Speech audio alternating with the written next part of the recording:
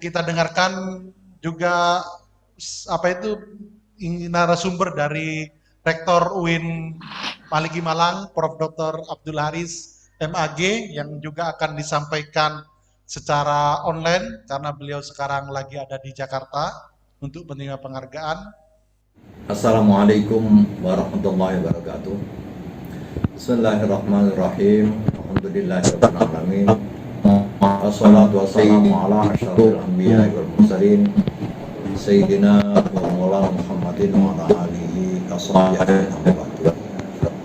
Allahumma iftah alaina hikmatak wa anshur alaina rahmatak ya dzal jalali wal ikram.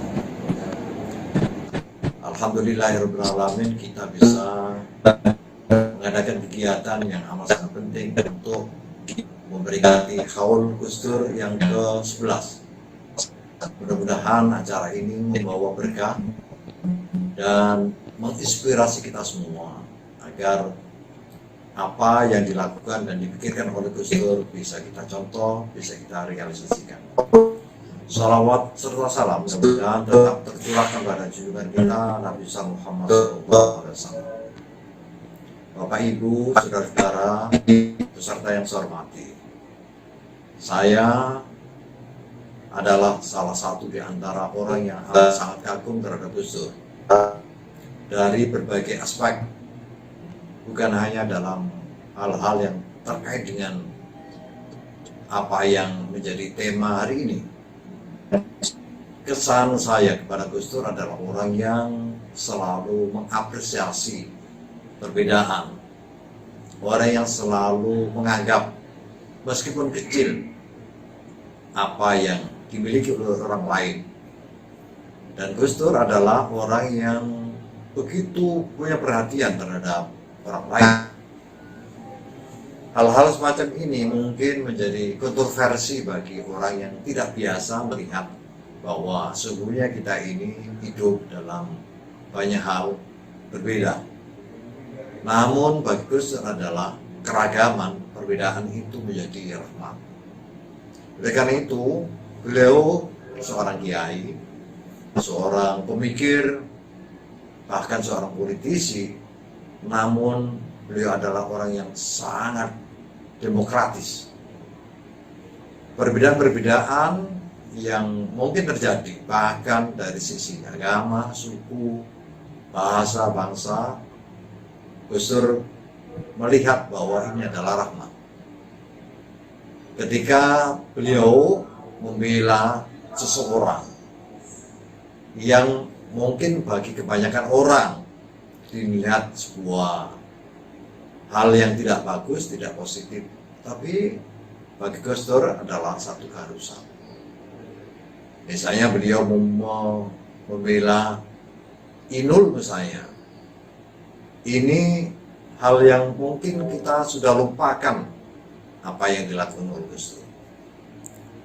Bahkan hal-hal yang mungkin besar ya, terkait dengan orang-orang yang merasa tertindas dan kemudian dibela oleh Gus Dur, tetapi Gus Dur seolah-olah dianggap berseberangan dengan pendapat umum.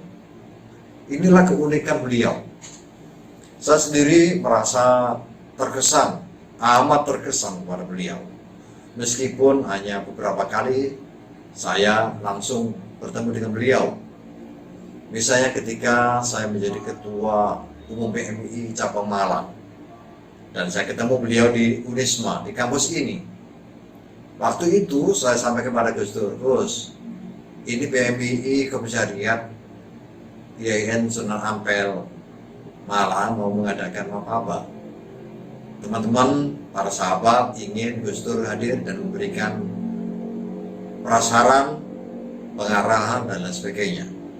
Kemudian Gus Dur bertanya, apa itu mau apa? Saya bilang, masa penerimaan anggota baru PMI. Kemudian dia tanpa berpikir panjang menyanggupi untuk hadir.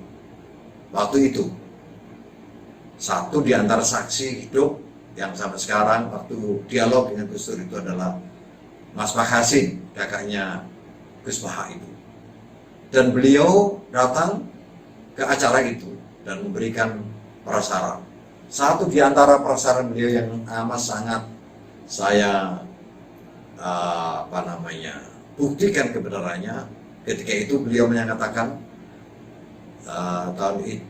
waktu itu tahun 1988. Nah, beliau mengatakan, jangan khawatir, jangan merasa tertekan dengan keadaan dan kondisi politik di Indonesia. Dalam waktu dekat nanti ada perubahan-perubahan yang sangat fundamental. Beliau menyebut ada reformasi. Dan ternyata tahun 1998, ya, 10 tahun kemudian terjadilah apa yang kita rasakan sampai sekarang ini, perubahan yang sangat fundamental. Harapan beliau kepada para pemuda waktu itu sangat besar, yaitu membangun Indonesia yang Bhinneka Tunggal Ika, yang tidak selalu seragam, yang meniscayakan adanya keragaman. Dan inilah yang disadari oleh Gus Dur.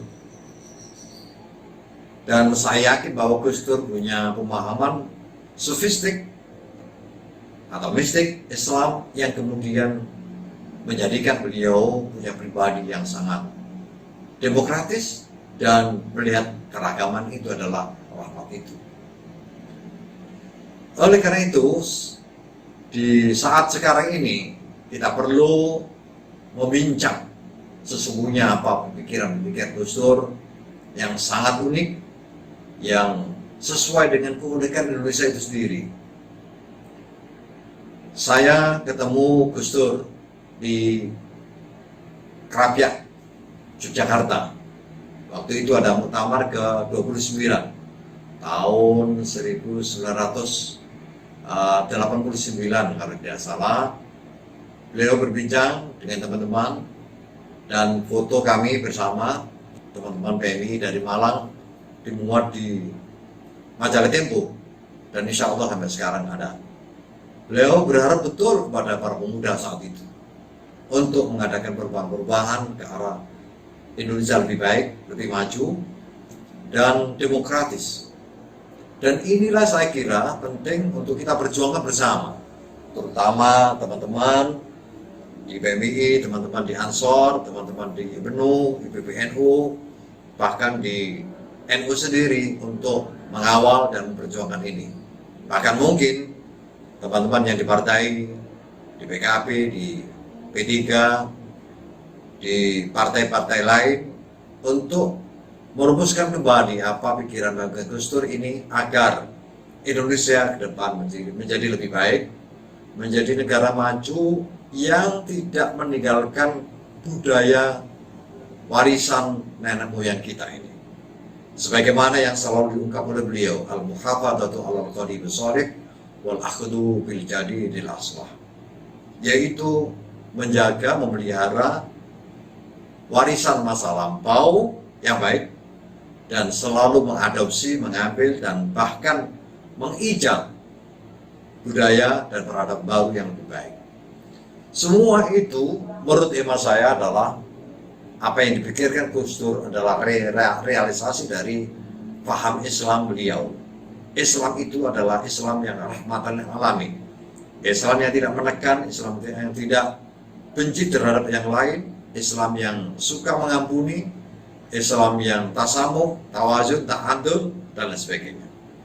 Dan ini saya kira kampus-kampus kita seperti UIN Maulana Malik Ibrahim harus Unisma, Unsuri, dan lain-lain, ya, sekian banyak perguruan tinggi Islam dan bahkan perguruan tinggi negeri maupun swasta yang lain mencontoh pikiran-pikiran Gus Dur ini dan mencoba untuk menjadikan bahan di laboratorium Abdurrahman Wahid. Saya kira kita perlu membuat lab pikiran Gus Dur ini, lab Gus Dur untuk pengayaan budaya, peradaban, politik, keagamaan, ya, dan lain sebagainya, supaya Indonesia ini menjadi lebih baik, ya, Indonesia lebih maju, dan Indonesia lebih makmur. Saya kira itu yang saya sampaikan, mudah-mudahan ada manfaatnya. Saya akhiri, wassalamualaikum warahmatullahi wabarakatuh. Waalaikumsalam warahmatullahi wabarakatuh. Kita kasih aplaus untuk Pak Rektor UIN Maulana Malik Ibrahim, Prof. Dr. Abdul Haris.